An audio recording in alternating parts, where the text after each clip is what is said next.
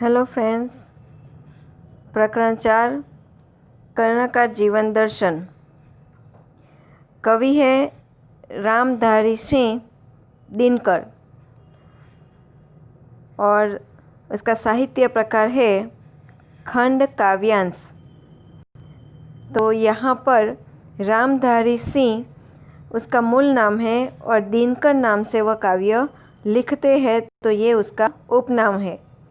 खंड काव्यांश यानी कि उन्होंने जो खंड काव्य लिखा हुआ है उसमें से एक अंश यानी कि एक छोटा सा प्रसंग यहाँ पर हमारे लिए अभ्यास के लिए रखा गया है, इसीलिए साहित्य प्रकार बनता है खंड काव्यांश। कवि परिचय के बारे में हम देखेंगे। हिंदी के सुप्रसिद्ध कवि रामधारी सिंह, उपनाम है दिनकर, का जन्म बिहार के मुंगेर जिले के सिमरिया नामक गांव के एक किसान परिवार में हुआ था। उन्होंने प्रारंभिक शिक्षा मुंगेर तथा उच्च शिक्षा पटना में प्राप्त की। यानी कि प्रारंभिक शिक्षा यानी कि जो स्कूल की शिक्षा होती है, प्राथमिक जो शिक्षा होती है वह मुंगेर यानी कि वह जो जिला है, तो मुंगेर ज़िले में उन्होंने वह शिक्षा प्राप्त की।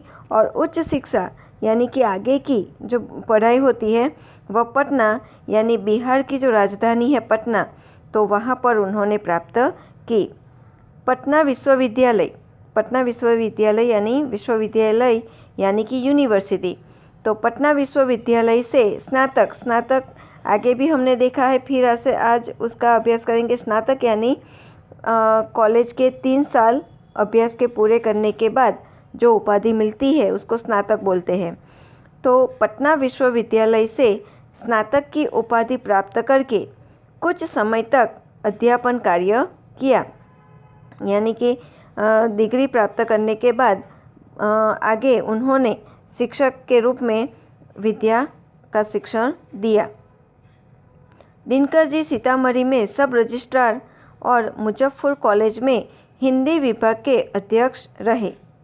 वे भागलपुर विश्वविद्यालय के उपकुलपति और भारत सरकार की हिंदी सलाहकार समिति के अध्यक्ष भी रहे थे। तो ये उनका व्यावसायिक रूप से उनका जो कार्य है वह बताया गया है। दिनकर जी की सबसे बड़ी विशेषता है अपने देश और युग के प्रति जागरूकता। कवि ने तत्कालीन घटनाओं, विषमताओं का खुलकर चित्रण किया है। उनकी वाणी में शक्ति है, ओज यानी प्रकाश। उनकी कविता में शोषित और पीड़ित वर्ग की व्यथा और उससे मुक्ति का संघर्ष है।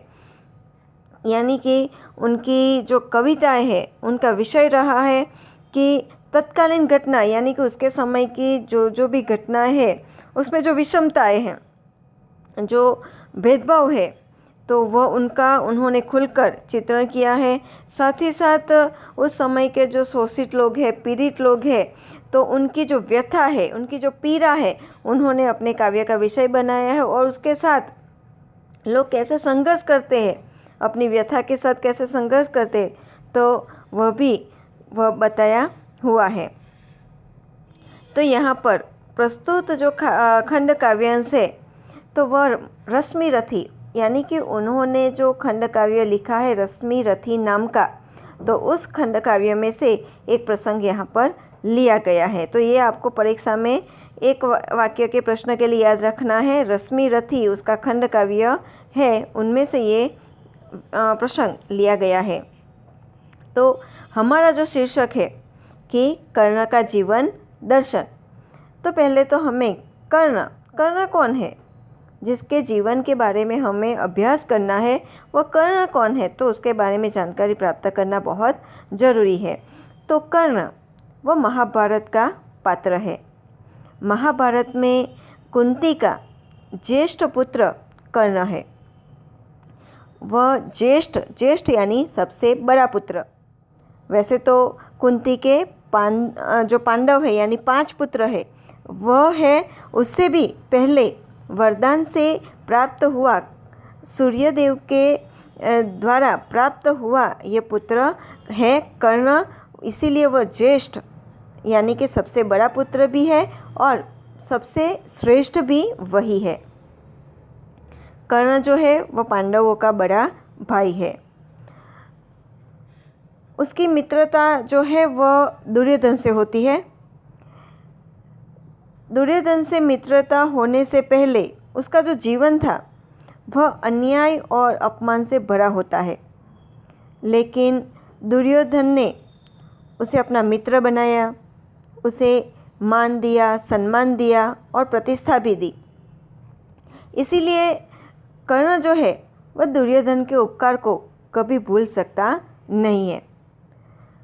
इसीलिए जब महाभारत का युद्ध होता है उससे पहले भगवान श्री कृष्ण कर्ण से मिलने के लिए जाते हैं और उसको पांडवों के पक्ष में रहकर युद्ध करने को कहते हैं। लेकिन जो कर्ण है वह मना कर देता है। उससे पहले कृष्ण ने उसे लालच भी दिया था, प्रलोभन भी दिया था कि पांडवों की जब जीत होगी तो उसके बाद पांडवों का ज्येष्ठ पुत्र होने के कारण जो हस्तिनापुर राज्य है वो उसका हो जाएगा, राज्य उसका हो जाएगा, राजा वो बन जाएगा। तो इस तरह भगवान श्री कृष्ण ने कर्ण को राज्य का और राजा बनने का भी प्रलोभन दिया, लालच दिया। लेकिन कर्ण जो है वह दुर्योधन का साथ छोड़ने को तैयार नहीं है, वो मना कर देते हैं। और इसके माध्यम से हमें पता चलता है कि कर्ण कितना वो महान है। वह अपनी मित्रता के लिए सब कुछ छोड़ने को तैयार है। तो ये जो है वह कर्ण का जीवन है। तो यहाँ पर हमने जो बताया कि महाभारत के युद्ध के पहले भगवान श्री कृष्ण उसे राज्य का लालच देने के लिए उसे जाते हैं, उससे मिलते हैं। तो उस समय भगवान श्री कृष्ण के प्रलोभन का कर्ण किस प्रकार जवाब देता है, उत्तर देता है, तो यहाँ से हमारा काव्य शुरू होता है। तो अब हम काव्य की ओर आगे बढ़ते हैं। पहली जो 2 पंक्ति है वह हम देखेंगे। अभी जो हमने माहिती प्राप्त की उससे आपको पता ही चल जाएगा कि कर्ण कौन था। तो अब कर्ण के बारे में, उसके गुण के बारे में, उसकी विशेषता के बारे में हम अब जानकारी प्राप्त करेंगे। वैभव विलास की चाह नहीं, अपनी कोई परवाह नहीं, बस यही चाहता हूँ केवल, दान की देव सरिता निर्मल, करतल से झरती रहे सदा, निर्धन को भरती रहे सदा। यहाँ पर 4 पंक्ति लेना जरूरी था क्योंकि बीच बीच में अधूरी माहिती हमें मिलेगी, इसीलिए 4 पंक्ति के माध्यम से हम पूरी माहिती प्राप्त करेंगे। जब भगवान श्री कृष्ण कर्ण से मिलने के लिए जाते हैं, उसे राज्य का प्रलोभन देते हैं, तो उसके उत्तर में कर्ण क्या कहता है वह यहाँ से शुरू होता है। वह कहता है कि वैभव विलास की चाह नहीं, वैभव यानी धन दौलत, विलास यानी कि सुख सुविधा के जो साधन होते हैं वह। तो कर्ण कहता है कि हे भगवान श्री कृष्ण, मुझे वैभव विलास की चाह नहीं, मुझे कोई उसकी ज़रूरत नहीं है, अपनी कोई परवाह नहीं। जब भगवान श्री कृष्ण ऐसा भी बताते हैं कि हो सकता है कि महाभारत के युद्ध के दौरान कौरवों की हार हो जाए तो उसके कारण तुम्हारी भी मृत्यु निश्चित है, तो तुम्हारी मृत्यु भी हो सकती है। तो उसी के उत्तर में कर्ण कहते हैं कि अपनी कोई परवाह नहीं, परवाह यानी चिंता, तो मुझे अपनी भी कोई चिंता नहीं है। पहली पंक्ति फिर से कर्ण कहता है कि हे भगवान श्री कृष्ण, मुझे वैभव विलास की चाह नहीं है, इच्छा नहीं है और मुझे अपनी भी कोई चिंता नहीं है। बस यही चाहता हूँ केवल, केवल यानी बस मेरी मात्र यही इच्छा है कि दान की देव सरिता निर्मल, दान यानी कि कर्ण बहुत बड़ा दानवीर भी था। ये भी उसका एक बहुत बड़ा गुण है कि वह हमेशा दान देता रहता था। तो इसीलिए महावीर दानी तरीके भी वह पहचाने जाते हैं। तो वह उसकी केवल यही इच्छा है कि दान की देव सरिता, सरिता यानी नदी, निर्मल, निर्मल यानी पवित्र। तो निर्मल का पर्यायवाची शब्द मिलता है, पवित्र और निर्मल का विरोधी भी शब्द हमें मिलेगा। निर्मल का विरोधी होगा मलिन, मलिन, तो मलिन होगा। तो दूसरी पंक्ति में वह कहना चाहते हैं कि मेरी बस यही इच्छा है कि दान की देव सरिता निर्मल, दान की पवित्र नदी करतल से झरती रहे सदा। करतल यानी कि हथेली, झरती यानी कि बहती रहे, सदा यानी हमेशा। तो वह कहना चाहते हैं कि मेरे पवित्र हथेली से दान की नदी हमेशा बहती रहे और निर्धन को भरती रहे सदा। निर्धन, निर्धन यानी जिसके पास धन नहीं है वह, तो निर्धन का होगा कि जिसके पास धन नहीं है वह गरीब, और निर्धन का विरोधी होगा धनवान। तो वह कहते हैं कि निर्धन को भरती रहे सदा, यानी कि जो गरीब लोगों है तो उसको वह सुख संपत्ति देते रहे। चारों पंक्ति एक साथ। कर्ण कहते हैं कि हे कृष्ण, मुझे धन दौलत की चाह नहीं है, मुझे अपनी भी कोई चिंता नहीं है। मैं बस यही चाहता हूँ कि मेरे पवित्र हाथों से दान की नदी हमेशा बहती रहे और निर्धनों को धनवान बनाती रहे। तो ये 4 पंक्ति हुई। अब आगे की 4 पंक्ति हम देखेंगे। तुच्छ है राज्य, क्या है केशव, पाता क्या नर कर प्राप्त विभव, चिंता प्रभुत अत्यल्प हास, कुछ चाकचिक्य कुछ क्षण विलास। 2 पंक्ति देखेंगे यहाँ पर।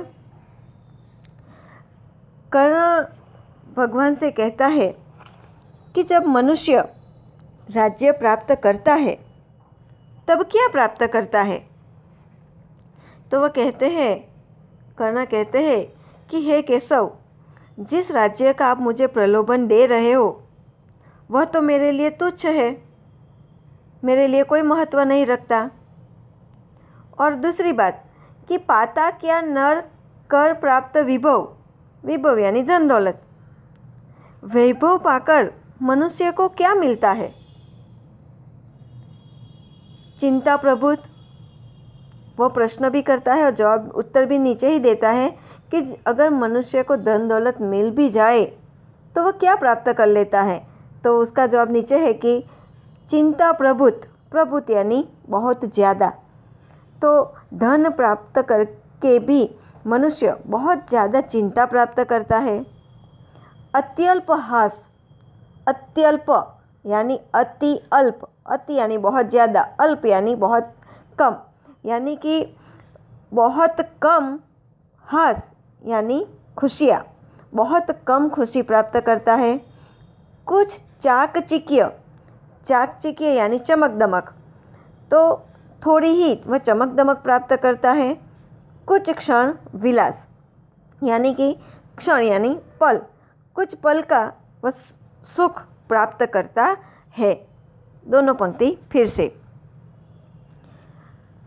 कर्ण कहता है कि हे केशव, मेरे लिए राज्य बहुत तुच्छ है, मेरे लिए कोई महत्व रखता नहीं। और मनुष्य जब वैभव प्राप्त भी कर लेता है तब क्या प्राप्त करता है।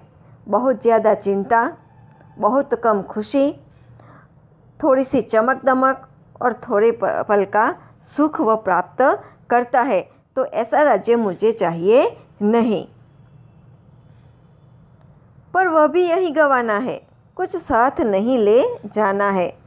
और कर्ण क्या कहता है कि अगर राज्य मिल भी जाए तो भी जब व्यक्ति की मृत्यु होती है तो वह भी यहाँ पर ही गंवाना, गंवाना का पर्यायवाची शब्द होता है खोना। तो कहता है, वह कहते हैं कि अगर वह राज्य मिल भी जाए तो यही सब छोड़कर जाना है, कुछ साथ नहीं ले जाना है। जब व्यक्ति की मृत्यु होती है तब उसके पास जो धन दौलत होता है, वैभव होता है, वह सब कुछ यहाँ पर ही छोड़कर जाना है। मनुष्य मरने के बाद कुछ भी चीज़ अपने साथ ले जाता नहीं है। तो चारों पंक्ति फिर से एक साथ। कर्ण कहता है कि हे केशव, जिस राज्य का आप मुझे प्रलोभन दे रहे हो वह तो मेरे लिए कुछ महत्व ही नहीं रखता, और वैभव पाकर मनुष्य को क्या मिलता है? बहुत ज़्यादा चिंता, थोड़ी सी खुशी, थोड़ी सी चमक दमक और थोड़े पल का सुख, और वह मिल भी जाए तो भी यहीं छोड़कर जाना है, कुछ भी साथ ले जाना नहीं है। आगे, मुझसे मनुष्य जो होते हैं कंचन का भार न धोते हैं, पाते हैं धन बिखराने को, लाते हैं रतन लुटाने को। बहुत अच्छी बात की उन्होंने कि मुझसे मनुष्य जो होते हैं, मुझसे यानी मेरे जैसे यानी कि दानवीर, जिसे धन का लोभ नहीं है, मोह नहीं है, मेरे जैसे दानी लोग। तो कर्ण कहता है कि मेरे जैसे जो मनुष्य होते हैं कंचन का भार न धोते हैं। कंचन यानी सोना, स्वर्ण। तो कंचन का भार न धोते हैं यानी कि उसे सुख वैभव का उसे कोई मोह रहता नहीं है, एकदम सादगी से जीवन बिताते हैं, उसे सुख सुविधा का कोई लोभ होता नहीं है। पहली पंक्ति फिर से। कर्ण कहता है कि हे केशव, हे कृष्ण, मेरे जैसे जो मनुष्य होते हैं, जो दानवीर मनुष्य होते हैं, वह कभी भी कंचन का भार धोते नहीं है, उसे सुख सुविधा का मोह होता नहीं है, वह सादगीपूर्ण अपना जीवन बिताते हैं। पाते हैं धन बिखराने को, यानी कि अगर धन प्राप्त भी करते हैं तो बिखराने को, यानी कि बांटने को, दान देने के लिए वह धन प्राप्त करते हैं। लाते हैं रतन लुटाने को, यानी कि रत्न, बहुत बहुमूल्य होते हैं वह रत्न, वह लाते तो है अपने बहुत संघर्ष करके वह रत्न लाते हैं, लेकिन वह अपनी तिजोरी, अपने खजाने को भरने के लिए नहीं, लेकिन लुटाने को यानी कि दीन दुखियों को देने को, दान देने के लिए वह लाते हैं। दोनों पंक्ति फिर से। कर्ण कहते हैं कि हे केशव, हे कृष्ण, मेरे जैसे दानवीर जो मनुष्य होते हैं वह कभी भी सुख सुविधा पूर्ण जीवन बिताते नहीं है, सादगी से जीवन जीते हैं।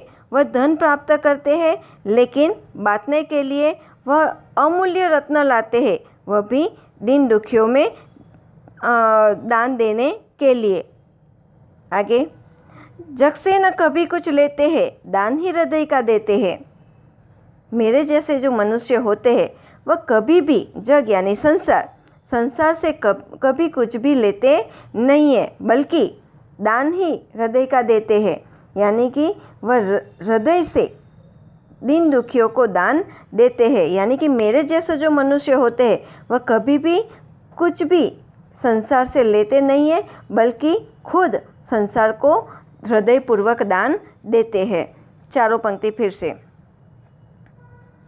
कर्ण कहते हैं कि हे केशव, मेरे जैसे दानवीर मनुष्य जो होते हैं वह कभी भी सुख सुविधा से जीवन बिताते नहीं है, सादगी से जीवन जीते हैं और धन प्राप्त करते हैं, वह भी बांटने के लिए, अमूल्य रत्न लाते हैं, वो भी दीन दुखियों में देने के लिए। और मेरे जैसे मनुष्य कभी भी संसार से कुछ लेते नहीं है, बल्कि वह संसार को हृदय से दान देते हैं।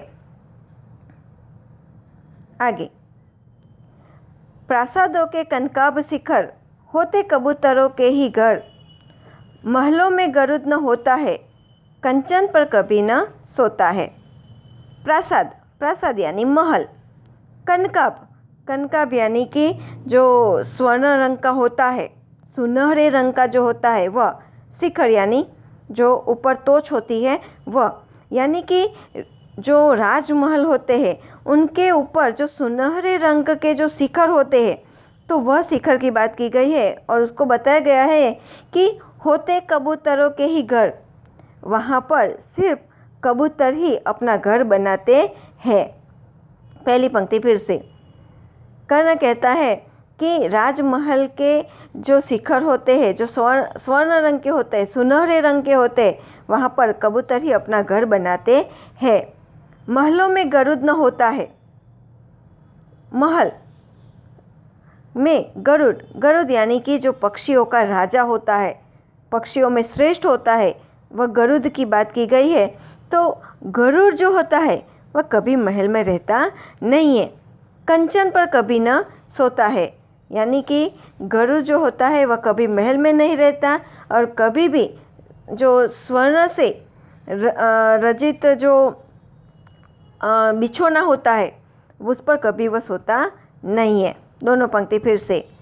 कर्ण कहते हैं कि राजमहल के जो सुनहरे रंग के शिखर होते हैं वहाँ पर तो कबूतर ही अपना घर बनाते हैं और जो गरुड़ होते हैं वह कभी महल में रहते नहीं है और सोने के बिछोने पर सोते नहीं है। बसता वह कहीं पहाड़ों में, गरुड़ की बात की गई है कि गरुड़ जो होता है वह कभी भी राजमहल के जो शिखर होते हैं वहाँ पर अपना घर नहीं बनाते, लेकिन उससे भी ऊंचाई पर जो पहाड़ होते हैं तो पहाड़ों में वह बसते हैं। गरुड़ जो होते हैं वो पहाड़ों में बसते हैं, सैलों की फटी दरारों में। सैल, सैल यानी समानार्थी शब्द है पत्थर, सैल का समानार्थी शब्द होगा पत्थर। तो पत्थर की जो फटी दरार होती है, दरार यानी कि जो तिरार होती है, तो गरुड़ जो होते हैं वह ऊंचे पहाड़ों में जो पत्थर होते हैं वो पत्थर की जो फटी हुई दरारें होती है वहाँ पर वह बसते हैं। तो यहाँ पर वह गरुड़ अपने आप को गरुड़ बताता हुआ कहता है कि ऐसे राज्य की मुझे कोई लालच नहीं है। तो यहाँ पर चारों पंक्ति फिर से। कर्ण कहता है कि राजमहल के जो सुनहरे रंग के शिखर होते हैं वहाँ पर तो कबूतर अपना घर बनाते हैं। गरुड़ जो होता है वह कभी महल में नहीं रहता और सोने के बिछोने पर कभी सोता नहीं है। वह तो पहाड़ों की, ऊंचे पहाड़ों के जो पत्थर होते हैं उसकी फटी हुई दरारों में वह अपना डेरा बनाते हैं। तो यहाँ पर कर्ण भगवान श्री कृष्ण से उसे राज्य का प्रलोभन भी नहीं है और राज्य का लालच भी नहीं है और वह सिर्फ दान देना जानता है, वह लेना कुछ भी संसार से जानता नहीं है, ऐसी अपनी विशेषता बताता है। आगे की जो पंक्तियाँ हैं तो ये पंक्तियाँ हम दूसरे विभाग में देखेंगे। अस्तु।